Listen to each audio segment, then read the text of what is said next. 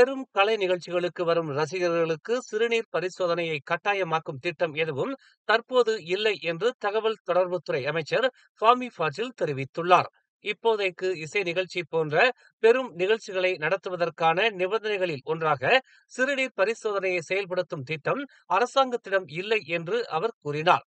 இருப்பினும் அனைத்து ஏஜென்சிகள் மற்றும் பங்குதாரர்கள் உடனான கலந்துரையாடலின் அடிப்படையில் அவ்வப்போது அரசாங்கம் இதுகுறித்து ஆராயும் என்று தெரிவித்தார்.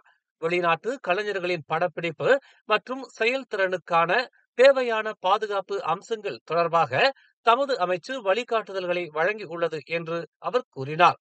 அவர்களில் நிகழ்ச்சிக்கு முன் பின் எந்த நேரத்திலும் புகைப்பிடித்தல், மது மற்றும் போதைப் பொருள் உட்கொள்வது தொடர்பான நடவடிக்கைகள் எதுவும் இல்லை என்பதை உறுதி செய்ய வேண்டும் என்று அவர் கூறினார்.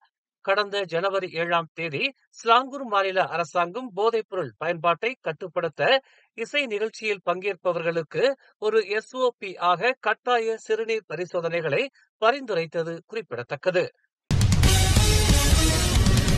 சபா கோத்தகினபாலுவில் 1,00,000 வெள்ளி மதிப்புள்ள போதைப் பொருட்கள் கைப்பற்றப்பட்ட நிலையில் இங்கு போதைப் பொருள் வியாபாரம் செய்ததாக சந்தேகத்தின் பேரில் உள்ளூரைச் சேர்ந்த முதியவரும் 20 வயதுடைய பெண்ணும் கைது செய்யப்பட்டுள்ளனர்.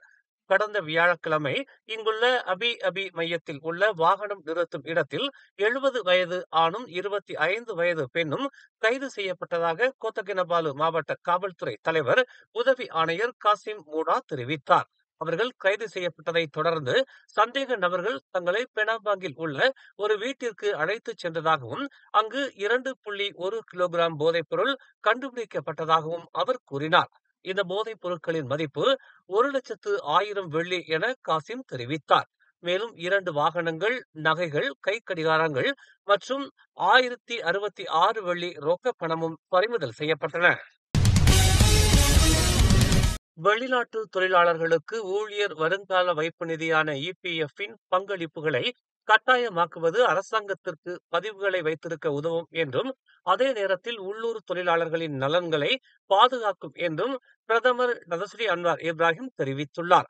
வெளிநாட்டு தொழிலாளர்களுக்கு 2 விழுக்காடு பங்களிப்பை கட்டாயமாக்குவது நிதி நிறுவனங்கள் மற்றும் EPF-ஐ பயன்படுத்தி வெளிநாட்டு ஊழியர்களை பதிவு செய்ய அரசாங்கத்தை அனுமதிக்கும் என்று அவர் கூறினார்.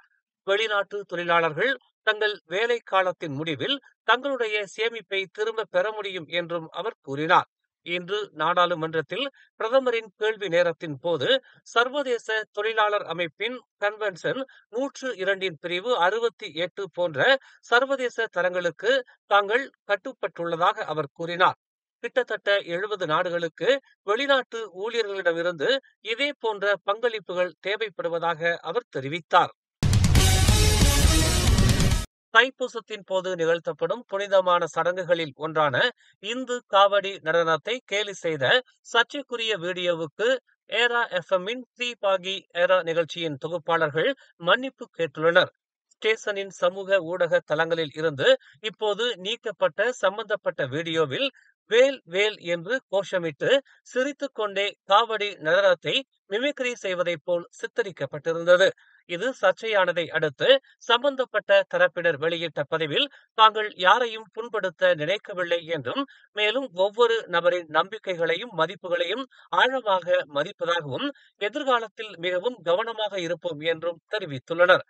தாங்கள் மேம்படுத்திக் கொள்ள குறிப்பாக தங்களின் விசுவாசமான சகாப்தத்தை கேட்பவர்களிடமிருந்து கருத்துகளையும் விமர்சனங்களையும் பெறுவதற்கு தாங்கள் எப்போதும் தயாராக இருப்பதாக அவர்கள் தெரிவித்துள்ளனர்.